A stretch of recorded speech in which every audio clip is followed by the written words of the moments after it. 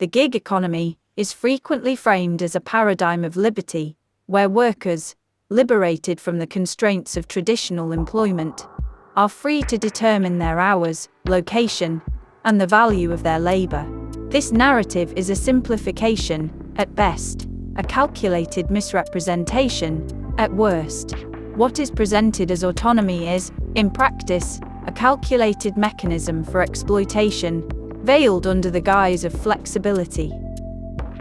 The gig economy is not a radical departure from previous modes of labor.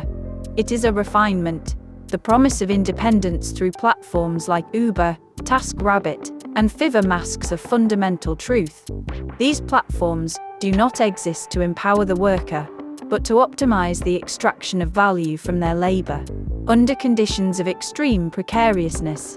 What is at stake here is not merely a shift in the form of labor, but a subtle reorganization of dependency.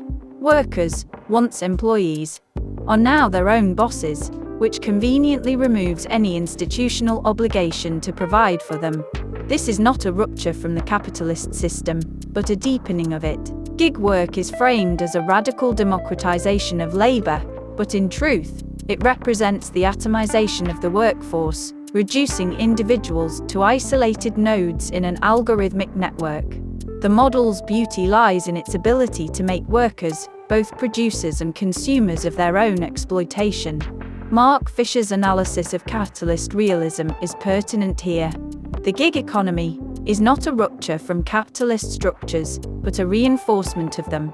The belief that one can escape the traditional corporate structure through freelance or gig work ignores the underlying truth that both options operate within the same system of capitalist control, though the latter does so more efficiently. The fragmentation of labor in the gig economy ensures that no collective bargaining can take place, leaving workers entirely at the mercy of platforms who exercise absolute control over the terms of engagement. Shoshana Zuboff's surveillance capitalism offers an invaluable framework for understanding this transformation. What is most striking is not the commodification of labor per se, but the commodification of human experience. In the gig economy, labor is no longer merely a physical exchange of time for pay, it is an act of data production.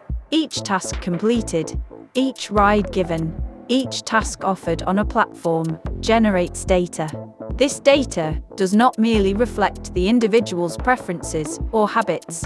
It becomes the raw material for an increasingly sophisticated system of surveillance and algorithmic manipulation.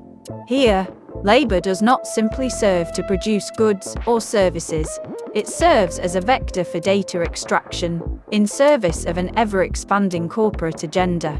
Consider Uber, whose drivers are theoretically free to choose their hours. In reality, the platform controls labor through its algorithmic demands.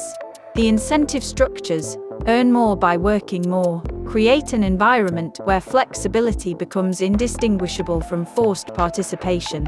The same process that offers the illusion of freedom also ensures its precise opposite: total dependence on the platform. This is not autonomy. It is a self-reinforcing cycle of labor intensified by technological mediation. The gig economy is emblematic of a broader societal condition, the veneer of autonomy, operating alongside the deep, unacknowledged truth of control. It is not an experiment in liberated labor, but an exercise in reasserting capitalist dominance through technological means.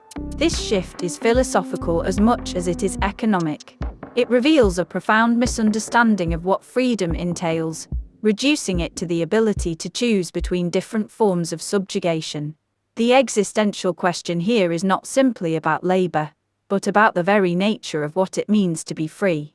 True freedom is not the capacity to choose one's labor, but the ability to resist the commodification of one's life. In the gig economy, this resistance is obfuscated by the language of choice. If freedom means the ability to choose the terms of your exploitation, then this is precisely the kind of liberty on offer.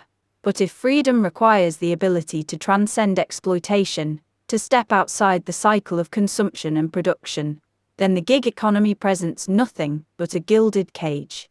What we witness in the gig economy is not a step toward liberation, but a reversion to a more precarious, atomized form of labor, a form that thrives on isolation, that denies solidarity, and that ultimately disempowers individuals through a rhetoric of empowerment. The platform economy does not liberate, it fragments.